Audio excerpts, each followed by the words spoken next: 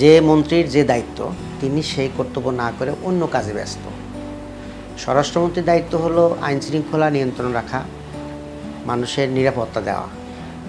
তো উনি সেটা না করে উনি সর্বমন্ত্রীর দায়িত্ব পালন করতেছেন।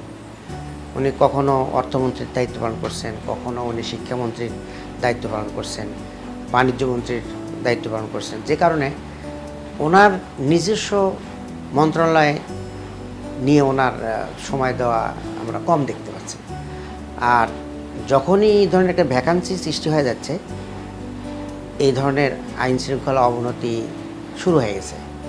শুধুমাত্র একটা দুটো ঘটনা, রামিসার ঘটনায় শুধু নয়, এট এ টাইমে আমরা হৃদয় বিদারক আরও ৫-৭টি ঘটনা আমরা দেখতে পাচ্ছি, চিড়িয়াখানায় দেখে পেয়েছি, বিভিন্ন জায়গায় দেখতে পেয়েছি। তো এক্ষেত্রে মন্ত্রীর যেমন ব্যর্থতা আছে, তেমনি সামাজিক অবক্ষয়ও দায়ী।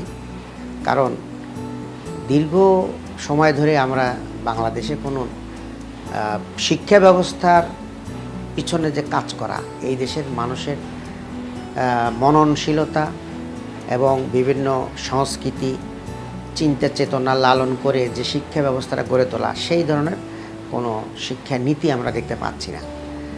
বিশেষ করে শিক্ষা ব্যবস্থায় নৈতিকতা শিক্ষা দেওয়ার মতো কোনো উপাদান নেই, যে কারণে ছাত্ররা যে নৈতিকভাবে শিক্ষিত হবে, তাদের ভিতরে যে মনুষ্যত্ব জাগ্রত হবে, পশুত্ব মনোভাবটা দূরে সরে যাবে, এই জাতীয় কোনো শিক্ষা দেওয়া হচ্ছে না। সে কারণেও সামাজিক অবক্ষয়টা আমরা দেখতে পাচ্ছি। সিপনিল প্রাণঘাতী জীবাণুদের বিরুদ্ধেও দারুণ কার্যকর। আগেকার দিনে যে সকল নাটকগুলো ছিল, সেগুলো ছিল সামাজিক নাটক, এবং পরিবারের সদস্যরা সব একসাথে নাটকগুলো দেখতে পেত। বাবা মা ছেলে মেয়ে একসাথে বসে নাটক সিনেমাগুলো উপভোগ করতো। কিন্তু ইদানিংকালে যে নাটকগুলো হচ্ছে, এগুলো দেখে মানুষের রুচি আসলে বদলে যাচ্ছে আর কি। এবং পিতা মাতা ছেলে সন্তান একসাথে বসে দেখার মতো পরিবেশ নেই। এগুলোও ইফেক্ট পড়ছে সমাজে।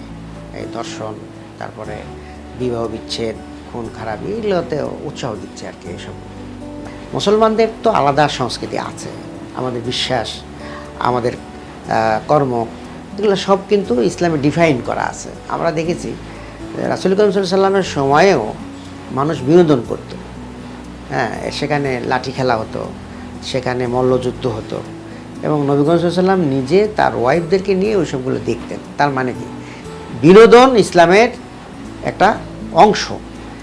আমাদের এই আধুনিক পরিবেশে সুস্থ বিনোদনের জন্য অবশ্যই ব্যবস্থা করতে হবে, এবং সেটা রাষ্ট্রের দায়িত্ব। জামাত যদি রাষ্ট্রীয় ক্ষমতায় যায়, তাহলে আমরা সেই ধরনের সুস্থ বিনোদনের ব্যবস্থা রাখবো ইনশাআল্লাহ।